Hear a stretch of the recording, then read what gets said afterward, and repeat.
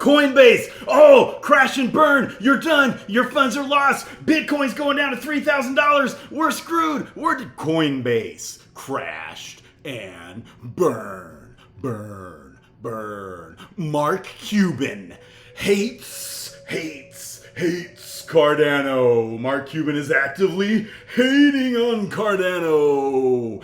Gary Gensler attacking all Bitcoin exchanges. I'm taking control. He says Michael Saylor ghosted the world.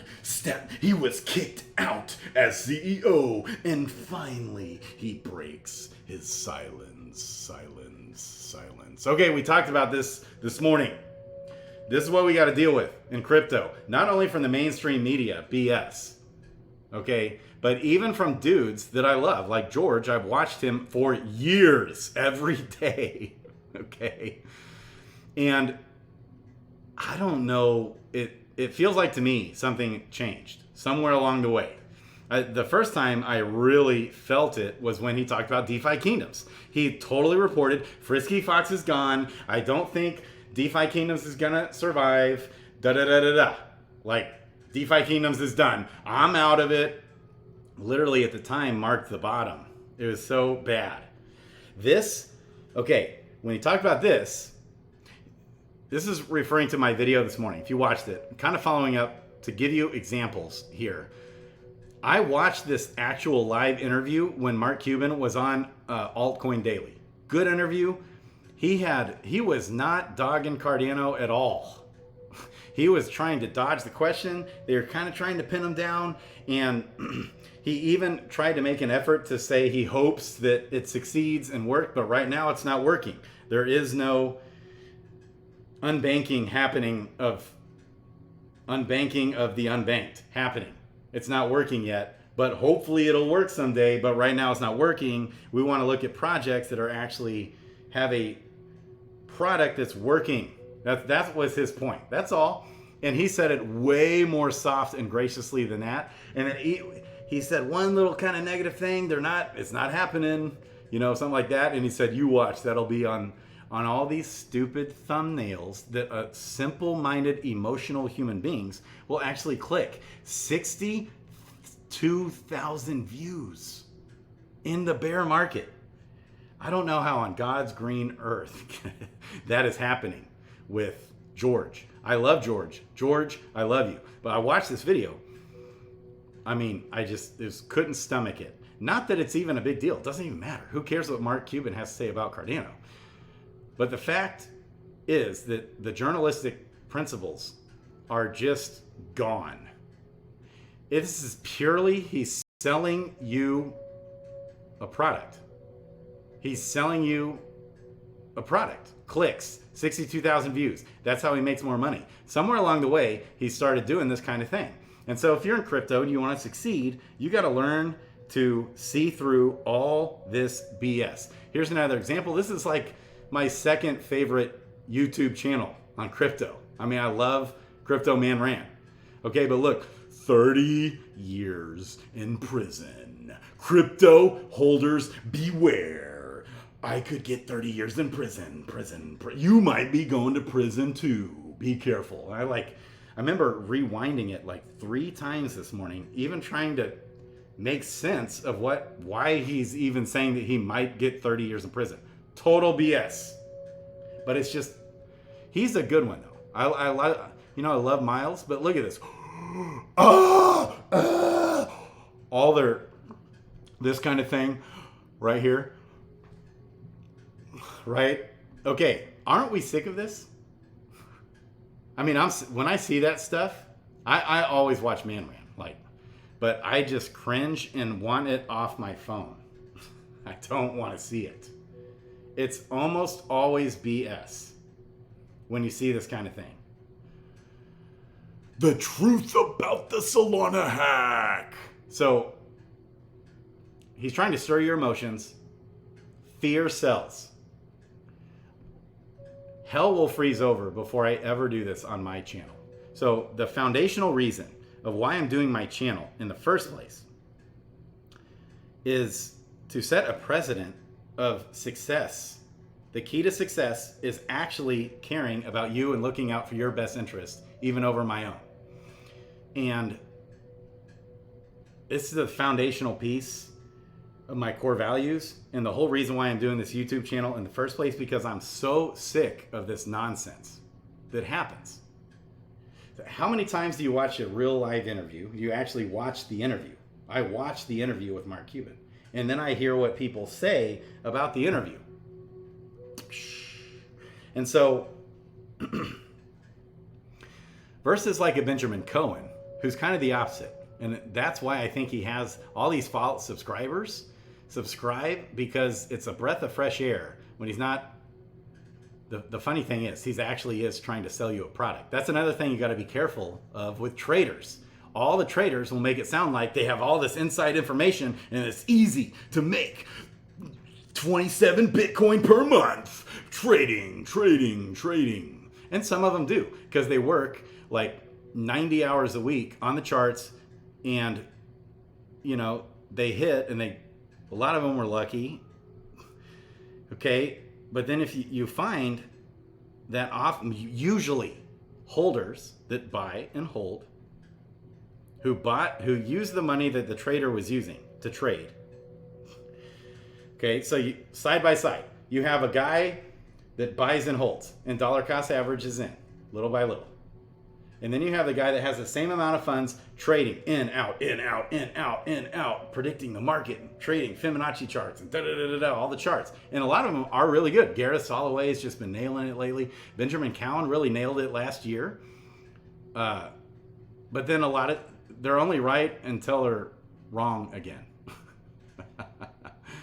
So it's like they might be, and they're going to sell you on all the times they were right.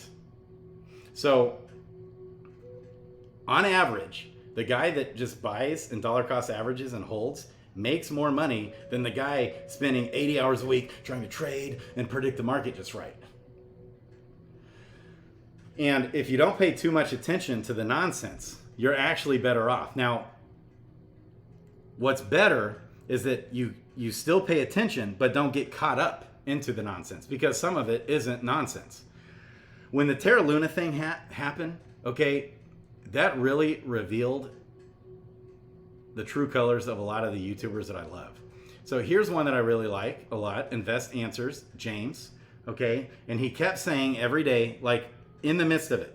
So right now, still, to this day, I still have tens of thousands of dollars worth of BUSD, Solana, BNB, Binance Coin, Ethereum, not like maybe it was a Lido staked Ethereum or something, stuck on that chain, tens of thousands of dollars, stuck.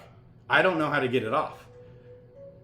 So these YouTubers have staffs, and all the staffs do is tell them what to say based off pure existential like emotion. They could have been actually trying to help the ecosystem get through this and solve problems. But instead, every single day, James would get on his channel and just dog Luna. Okay, but that's not helping anything right now. We already know it's obviously failing right now. So how do I get my stuff off? That's why, and he kept saying every day, everyone's wanting me to talk about it. Sorry, because it was pissing a lot of people off. They were tired of hearing about Luna all the time. He'd say, but that's what everybody wants to hear. They want to hear, no, they don't want to hear the BS that you're saying, James, about Luna. They want to actually get helped. That's why they want to hear about Luna, because they have their money stuck there and they've lost a bunch of money and they need help getting it off. Hello? Very few YouTubers actually did anything to help anybody. There's a few, and very few, and you could obviously tell the YouTubers who were personally affected by the attack were a lot more like genuinely concerned. These guys are just like, this is a Ponzi. Is Luna actually a Ponzi? Let me set this record straight. Was Luna actually a Ponzi? This also drives me nuts, this narrative. Okay, I was in Luna when it was below $1 and had it staked there the whole time.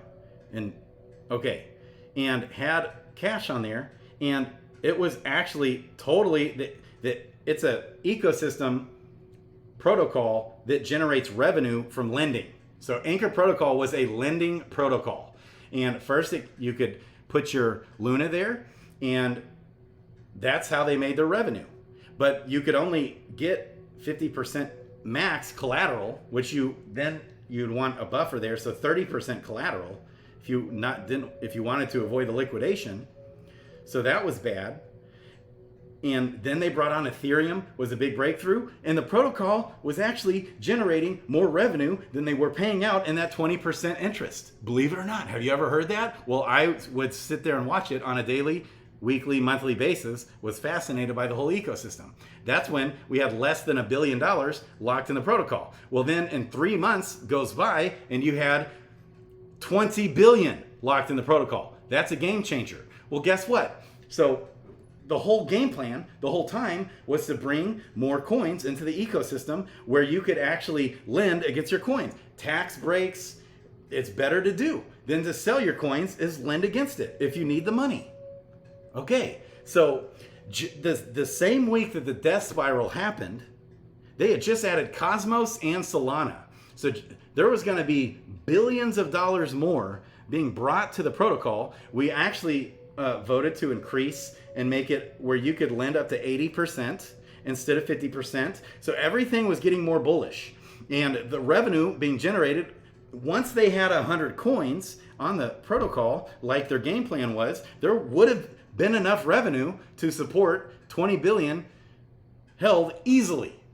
More than enough. Okay, so just to set the record straight, there's my rant. We're getting to DeFi Kingdoms. How much money am I making per hero per day?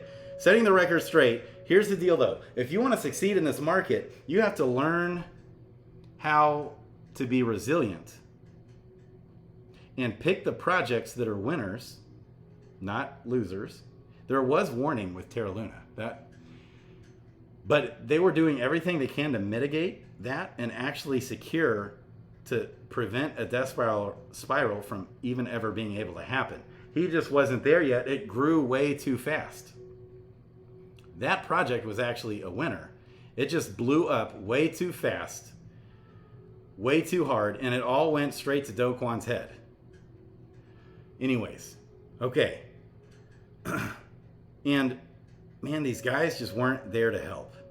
It was so disappointing. These YouTubers that I love and watch and support every day for years. Killing me. So how do you actually succeed? This is continuing from this morning. You got to be able to see through the BS and have resolve and find the winning projects, period. So back in 2017 with Binance, everyone said it was a scam. That was like the riskiest protocol. And everyone said Bittrex, we were in Bittrex and Coinbase, okay, and all these different exchanges were popping up. But the one that everyone said beware of the most was Binance. Never made sense to me. It was the winner. So you find the winners. You have to, one thing too, I didn't mean to dog on Defira this morning.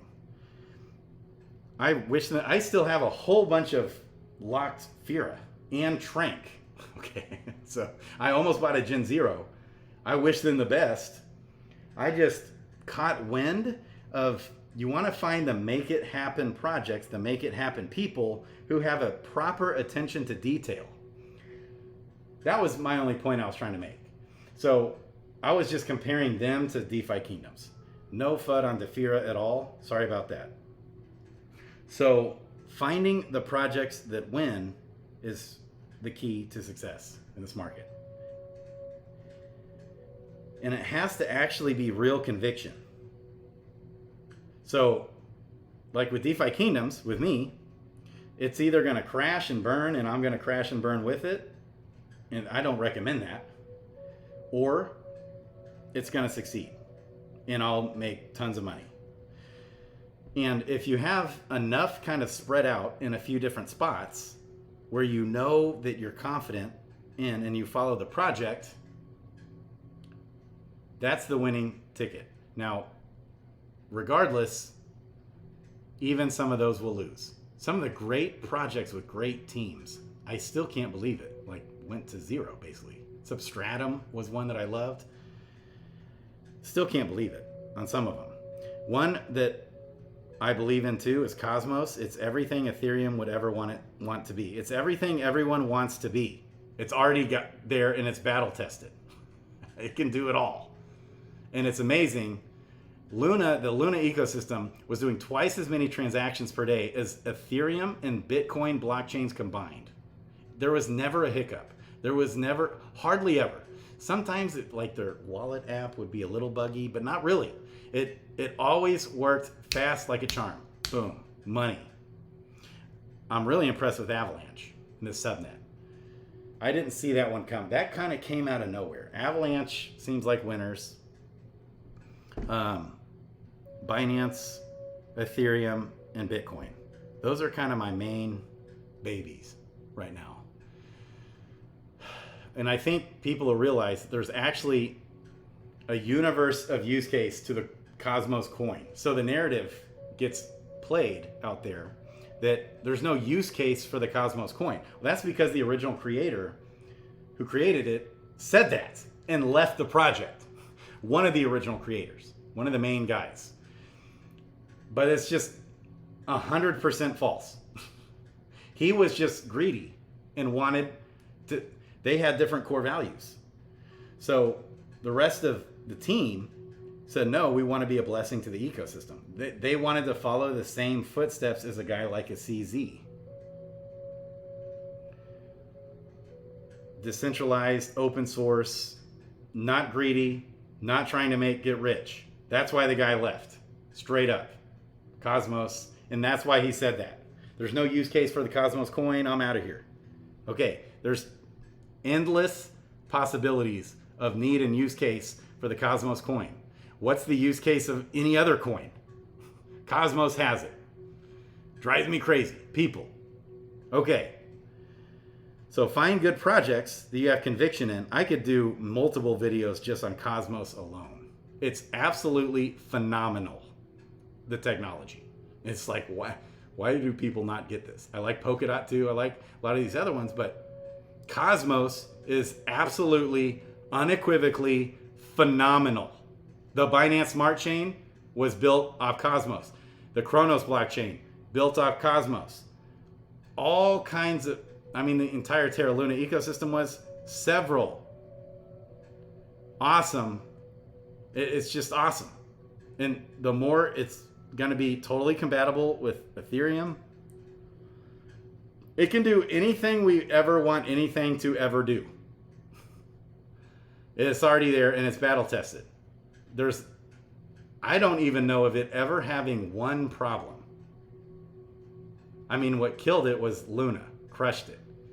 But that had nothing to do with Cosmos. That was everything to do with Luna's protocol.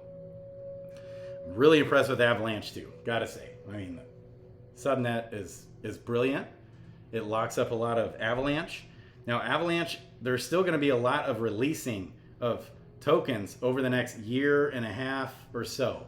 We're gonna see an additional 30% supply shock over the next year and a half. It's coming.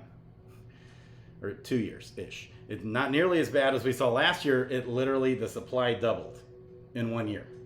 Okay, so most of the real bad supply shock's gone. It's fine. Supply shock isn't always a bad thing, especially when there's huge use case for the coin. There is a burning mechanism of the fees, and to create a subnet, you have to lock up a lot of tokens. A lot of tokens. Okay, love those. Back to DeFi Kingdoms, baby. All right, how much money am I making per hero, per day? Guess what? It's still the same. 0.35 is my daily jewel being earned per hero per day on average. My daily average heroes has gone up now. It started at 369. Now it's at 404, and that's going to keep going up. Daily average heroes. I had 3 eggs again today, back-to-back days. That's getting more common. 42 runes today versus net runes, versus 0 net runes yesterday. Just leveled up way more guys yesterday. So today was better. I actually gained 179 jewel today. And so my average is 0.35. I'm still the same. So I almost feel like I can probably complete this exercise. Maybe I'll go one more day. Here's why. Because all the items are getting so cheap. It's starting to get to where you're better off buying than selling, I feel like. Even though it is kind of a dying chain. So that's the debate. One thing I should have kind of mentioned is that when you provide liquidity, if you want to do that, if you're good with, because like for example, you put in runes and jewel, okay, and you provide liquidity with the druid, and you can make interest on the fees for trading. Well, what's going to happen is you're going to lose your jewel, but you're going to gain runes. Or if you're in Crystalville and you want to do the same thing, if you want to gain runes and items and gold, you put up liquidity for gold and jewel, different things, it's a good time to be buying gold. There's a legit potential for a 50x on the gold over this next year. 50x just on the gold. Legit. If it just goes back to its all-time highs like 2 or 3 months ago, 50x on the gold, or more than 50x. I think the sell pressure, it's even come down more. Something to consider. Also, I won two weekly contests. Do I count that? I didn't count that. So I won an extra 150 jewel, claimed it today. It's right here in the airdrops. What do you think? If I do count that, because one of the biggest reasons why I bought so many heroes was to win the contest. Because I was like, man, these contests will essentially be paying for my heroes, and then I'll be questing. Okay, so if I count that 150 jewel that I made in the contest, one of them I didn't even know that I won. So I'm using these bots that are just questing for me as a normalized stamina one that I got 10th. Okay, that was 50 jewel. Got 5th on that other one, 100 jewel. Okay, that would put me up to 0.34 or 434 per hero per day jewel. That actually brings the average daily up to 0.434 per hero per day. So if you don't want to count that, it's 0.35, which means you're making about 10.5 jewel per hero per day on average. That's pretty good. So something to consider. That's not even counting the money that you make leveling the hero up and the value that it brings. So within 4 months, okay, of questing your heroes, leveling them up, you very likely can triple your money in the heroes, is my guess. Or at least double.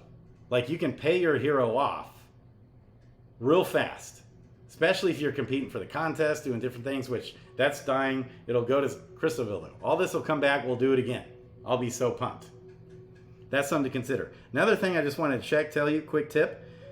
Runes on Serendale, one rune is, I just checked a little bit ago, a couple hours ago, 0.93 jewel. One rune, 0.93 jewel, currently. That changes fast though. On Crystalville, 0.81 jewel. So something to consider there. That's like the best thing you can probably sell on Crystalville though. So if you need to sell a couple to get a little bit of crystal to level up or something, you're gonna wanna do runes. You're not gonna wanna sell anything else. If you put up liquidity, let's say you wanna put up liquidity for whatever on Crystalville, one of the fish or one of the, just know you can, I think you pair that with crystal, I'm guessing. On Serendale, you pair it with jewel and with the druid.